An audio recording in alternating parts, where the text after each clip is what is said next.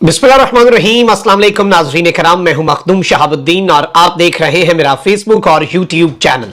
उम्मीद करता हूं आप सब लोग बखैर वाफियत होंगे और जहां भी होंगे अपने अहले खाना समेत खुश भी होंगे और महफूज भी।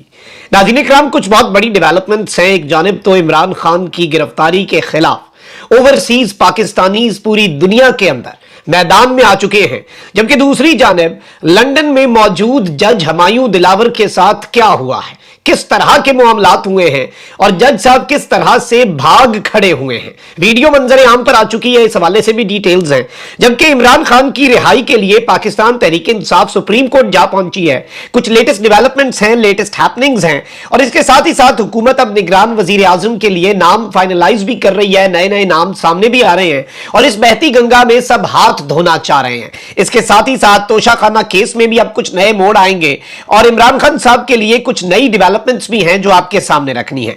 सबसे पहले नाज़रीन किराम, मैं आपको यह बता दूं कि मुल्क में निगरान वजीर आजम और निगरान सेटअप के लिए भाव ताओ बार्गेनिंग का सिलसिला जारी है। असूलन तो इसके अंदर ऑपोजिशन लीडर का भी किरदार होना चाहिए था, लेकिन पाकिस्तान की तारीख के बदतरीन ऑपोजिशन लीडर, जिन्हें ऑपोजिशन लीडर कहना डेमोक्रेटिक सिस्टम के नाम पर एक धब्बा होगा कि अगर हम उन्हें ऑपोजिशन लीडर कहें, क्योंकि एक ऐसा ऑपोजिशन लीडर जो कि अपनी पार्टी से मुनहरिफ होकर जो हुक्मरान जमात है उसके एक टिकट के मरहूने मिन्नत हो, उसकी वक़्त यह हो कि वो एक टिकट हासिल कर सकता हो और वही उसका सब कुछ हो, और वो कैसे लीडर ऑफ द हाउस वजीर आजम के साथ डिसएग्री कर सकता है। तो वो वही हो रहा है हमारे मुल्क के अंदर। राजा रियाज साहब ना 3 में ना 13 में, लेकिन बाकी ये जो टोला है हुक्मरान इत्तेहाद, जरदारी साहब ने मखदूम अहमद महमूद का नाम दे दिया, नवाज शरीफ साहब ने फवाद हसन फवाद का नाम दे दिया, हफीज शेख का नाम आपको पता है किसने दिया। अब इस सब के अंदर एमकेएम कैसे पीछे रह सकती है। और आसिफ जरदारी साहब ने तो साबिक गवर्नर पंजाब का नाम दिया है। तो वहीं दूसरी जानिब खालिद मकबूल सिद्दीकी जो है, उन्होंने मुलाकात करके गवर्नर सिंध कामरान टेसोरी, उनका नाम निगरान वजीर आजम के लिए दे दिया। इतने पावरफुल हैं कामरान टेसोरी साहब, और यही कामरान टेसोरी साहब हैं जिनके पीछे एमकेएम टूटी थी। खालिद मकबूल सिद्दीकी साहब को मसले थे, लेकिन अब वो गवर्नर भी हैं, अब वो निगरान वजीर आजम के लिए एमकेएम के कैंडिडेट भी हैं। और क्यों हैं, किसका आशीर्वाद उन्हें हासिल है, ये आपको भी पता होना चाहिए, पूरे पाकिस्तान को पता है। और इस सब में लेट्स सी मामलात कहां पर जाते हैं। अलबत्ता अब एक जानिब इमरान खान साहब के खिलाफ ये घेरा मजीद अपनी तरफ से तंग करते जा रहे हैं। वजीर आजम के मुआवने खुसूसी अता तारण है, इन्होंने पाकिस्तान तहरीक इंसाफ के रहनुमा शमशाम बुखारी की 9 मई की मनसूबाबंदी से मुतल्लिक एक मुबैना गुफ्तगू प्रेस कॉन्फ्रेंस में सुनवा दी। अता तारण ने कहा कि ऑडियो में शमशाम बुखारी ने बताया कि कोर कमेटी में फैसला हुआ कि एहतजाज फौज के खिलाफ होगा। सानिहाय 9 मई में एक सोचा समझा मंसूबा था। शफकत महमूद और शमशाम बुखारी को 9 मई का हिस्सा ना बनने पर सलाम पेश करते हैं। चेयरमैन पीटीआई पर तनकीद करते हुए तारण ने कहा कि आप सर्टिफाइड चोर साबित हो चुके हैं, आप जेल गए हैं, ससुराल नहीं कि 24 घंटे में ही सहूलियात की दरखास्त करने बैठ जाएं। गुज़श्ता रोज इस सारी की सारी सूरत हाल के अंदर मैं आपको यह भी बता दूं कि परवेज खटक साहब जो है, उन्होंने भी कल इमरान खान साहब के खिलाफ गवाही दी और उन्होंने एक टीवी शो के अंदर बैठकर यह बात कही है कि इमरान खान का किया धरा था जो कुछ 9 मई को हुआ, क्योंकि अल्टीमेटली यही मामला है कि इमरान खान साहब को इस केस के अंदर लंबे अरसे तक रखें, और जब तक ये केस, क्योंकि ऑब्वियसली इस्लामाबाद हाई कोर्ट के अंदर ये केस सुना जाएगा और फिर इस्लामाबाद हाई कोर्ट इस केस को बड़े आराम से सुनेगा, क्योंकि एक फ्रेंडली मैच चल रहा है इस्लामाबाद हाई कोर्ट के दरमियान। अपेरेंटली पीटीआई का ये इल्जाम है, मैं नहीं कह रहा, पीटीआई का ये मौक़िफ़ है कि इस्लामाबाद हाई कोर्ट के ऊपर भी शकूक व शुबहात पीटीआई के बहुत ज्यादा हो चुके हैं और हुमायूं दिलावर साहब को वापस ये केस भेजा गया, वो तेजी से सुना गया। अब खान साहब की अपील जो है वो आराम से सुनी जाएगी, ठंडे माहौल से सुनी जाएगी, सुकून से सुनी जाएगी, ताकि, और इसके बाद भी मैं आपको पहले बता चुका हूं, और अब होना यही है, इलेक्शंस क्योंकि डिले हो रहे हैं, तो पहले इलेक्शंस तक का मामला होता तो 3 महीने तक मैं कहता खान साहब को अंदर रखने का मंसूबा है, लेकिन अब चूंकि ये इलेक्शंस भी आगे कर रहे हैं तो ज्यादा लंबे अरसे तक, इलेक्शंस होने तक इमरान खान जेल में बैठ के पेशावर के इलेक्शन जीत जाता है, तो इमरान खान इनके लिए कितना खतरनाक होगा, ये कितने डरे हुए होंगे इमरान खान से, ये कितने सहमे हुए हैं इमरान खान साहब से, आप इस बात का अंदाजा भी नहीं लगा सकते। अलबत्ता वैसे दिलचस्प चीज ये हुई है नाज़रीन किराम के इमरान खान साहब के खिलाफ जो जो फैसला आता है ना, ये इन सब के अपने गले की हड्डी बनेगा और इन सब से ना ये निगला जाएगा फैसला इमरान खान के मुखालफों से। जो ये इमरान खान के खिलाफ करते हैं, मैं आपको बताता हूं ना, ये उल्टा पड़ता है। अब जरा सुने जो सबसे बड़ी खबर मैं आपको देने लगा हूं। तोशाखाना केस से मुतल्लिक अहम तफसीलात सामने आई हैं, जिसके मुताबिक फैसले में असासे जाहिर करने का जो मियार तय किया गया है, जो इमरान खान साहब के लिए एक स्टैंडर्ड सेट कर दिया गया है कि इस तरह से इतने बेहतरीन अंदाज में आपने असासे जाहिर करने हैं, उस पर कई अरकान पार्लियामेंट को सजा हो सकती है। और इस सब में मैं आपको यह बता दूं कि साबिक वजीर आजम नवाज शरीफ, शाहिद खाकान अब्बासी और ख्वाजा आसिफ समेत दीगर अरकान ने तोशाखाना से तहाइफ लिए, मगर किसी ने फॉर्म बी में इसे अपने पास रखने या दूसरों को मुंतकिल करने की तफसीलात नहीं दी। तो जो स्टैंडर्ड अब सेट कर दिया गया है इमरान खान को सजा देने के लिए, उसमें ये सब शिकंजे में आएंगे।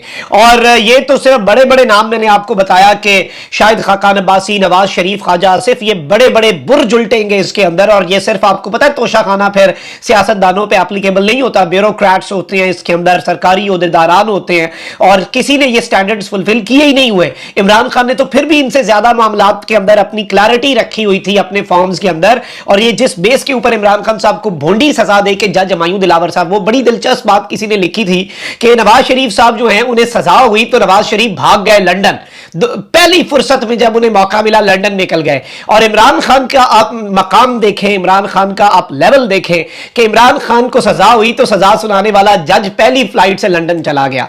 तो यही फर्क है, यही बुनियादी नुक्ता है। और इसी वो कहते हैं ना एक नुक्ते विच गल मुकदी है, तो वो एक यही नुक्ता है जिसपे ये बात खत्म हो जाती है।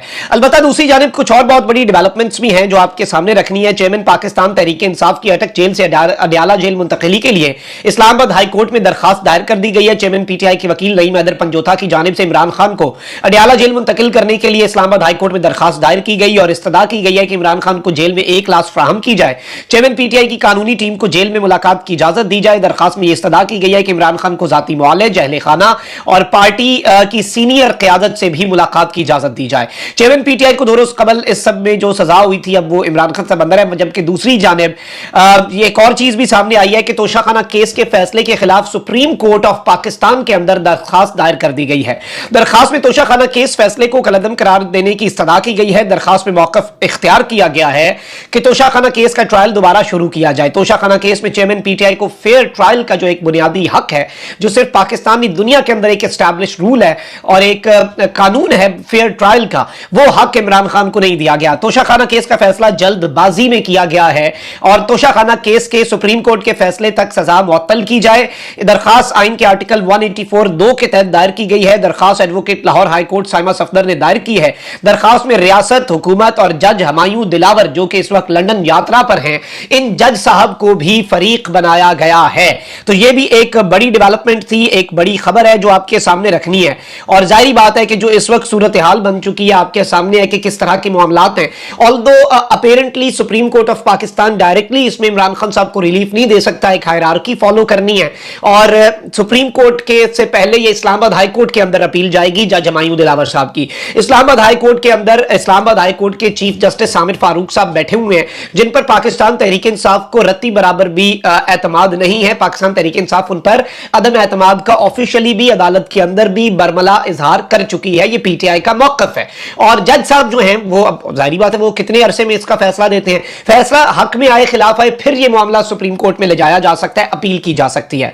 अलबत्ता इसमें अज खुद नोटिस और दीगर ऑप्शंस हैं, लेकिन मुझे नहीं लग रहा कि चीफ जस्टिस ऑफ पाकिस्तान इस सब के अंदर अपने अज खुद नोटिस का इख्तियार इस्तेमाल करेंगे। और ऑब्वियसली आपको पता है कि supreme court of Pakistan already controversies का शिकार है। चीफ जस्टिस और सुप्रीम कोर्ट के फैसलों पर अमल दरामद वैसे ही नहीं होता।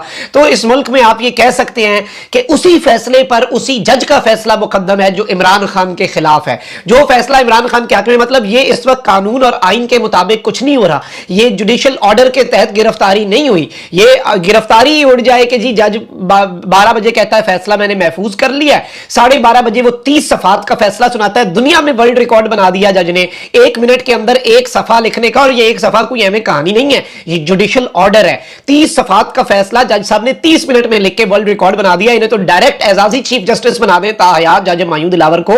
दुनिया को इनके कदम चूमने चाहिए कि भाई इतना अजीम जज। और वहीं दूसरी जानिब फैसला आता है, लाहौर पुलिस वहां पे तैयार बैठी है, ना ये फैसला पकड़ के इसकी कॉपी इस्लामाबाद पुलिस को दी गई। इस्लामाबाद पुलिस का कोई नुमाइंदा लाहौर नहीं गया, गिरफ्तार तो इस्लामाबाद पुलिस ने करवाना था लाहौर पुलिस के साथ मिलकर, उनसे ताउन लेके। तो ये सब कुछ कैसे हुआ, क्यों हुआ, जज हमायूं दिलावर साहब की बात यहीं से पता लग जाती है कि जज का क्या काम है कि जी पुलिस को कैसे पता है जज ने क्या फैसला देना है, वो पहले ही वहां पे अपनी फील्डिंग लगा के क्यों बैठे हुए हैं। तो ये मामलात को मशकूक बनाते हैं, ये बुनियादी सवालात हैं जो लोगों के जहनों में उभरते हैं। जबकि इमरान खान के लिए मुल्क के अंदर एहतजाज हो रहा है, पेशावर में जो अवाम ने फैसला सुनाया वो भी आपके सामने है। अब जरा नाज़रीन किराम ये आप क्लिप अपनी स्क्रीन के ऊपर देखें। न्यूयॉर्क, कनाडा और इसके अलावा नॉर्वे और दीगर इलाकों के अंदर, बरतानिया के अंदर मुख्तलिफ जगहों के ऊपर इमरान खान साहब के लिए लोग सड़कों पर निकल रहे हैं। ओवरसीज पाकिस्तानीज जो हैं वो इमरान खान साहब के लिए एहतजाज कर रहे हैं और मुकम्मल तौर पे वो इस वक्त ओवरसीज पाकिस्तानीज जो हैं वो डटे हुए हैं। अच्छा, अब शायान अली हैं, नौजवान है और आले शरीफ का जो इन्होंने जीना हराम किया हुआ लंदन के अंदर वो पूरी कौम देख चुकी है। सबसे ज्यादा जान अगर किसी एक बंदे से लंदन में रह के नवाज शरीफ साहब की जाती होगी तो वो शायान ही होगा। तो शायान जो है वो इस वक्त हमायूं दिलावर साहब के पीछे हाथ धो के लगा हुआ है और ये एयरपोर्ट पे भी उनका इस्तकबाल और मर्डरर ऑफ जस्टिस, इंसाफ के कातिल के बैनर्स लेके गया। और मैं बार बार ये बात कहता हूं कि जाहिर बात है वो जिस मुल्क में मौजूद है, हमायूं दिलावर साहब भी और शायान भी, वहां के लॉज जिस हद तक उन्हें इजाजत देते हैं कानून के मुताबिक एहतजाज की, वो एक्सरसाइज कर लें, उसके ऊपर हम क्या कहने वाले हो सकते हैं। और इसमें ऑब्वियसली एथिक्स और मॉरल्स का तो ख्याल रखना ही होता है। अच्छा, अब यहाँ पर ये जो शायान है ये गए हैं और इन्हें देख के जज हमायूं दिलावर, इनका मौकफ है कि भाग खड़े हुए हैं और एक प्रोफेसर है यूनिवर्सिटी ऑफ फल के जिन्होंने इनसे कैमरा भी इनका बंद करवाया, वो पाकिस्तानी निशाद लग रहे हैं। आप जरा ये क्लिप देखें, 2 क्लिप्स हैं। अब देखिए ये दिलावर है,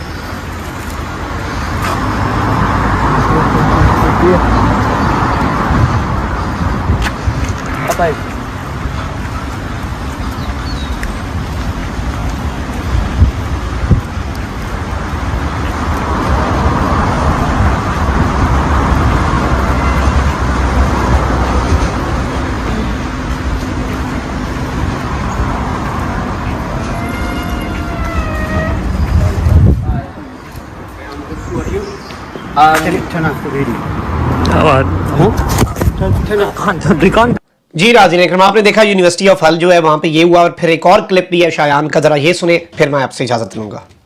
मैंने दिलावर को देखा और ये सब पब्लिक स्पेस है और मैं दिलावर को अप्रोच करना चाह रहा था ताकि मैं उनसे पूछूं कि कैसे आप रूल ऑफ लॉ की वर्कशॉप पे आ रही है और आपने पाकिस्तान में रूल ऑफ लॉ तबाह कर दिया है। और जो यहाँ यूनिवर्सिटी स्टाफ है उन्होंने पता नहीं किसके ऑर्डर्स पे, लेकिन उन्होंने मेरे और मेरी टीम पे अटैक किया। आप देख सकते हैं वो क्लासरूम है, वहाँ हो रही है अभी वर्कशॉप। उस क्लासरूम के उन्होंने अभी विंडोज भी आप देख सकते हैं बंद कर दिए हैं, उन्होंने कर्टन डाल दिए हैं, उन्होंने कर्टन डाल दिए और अभी आप देख सकते हैं सिक्योरिटी भी।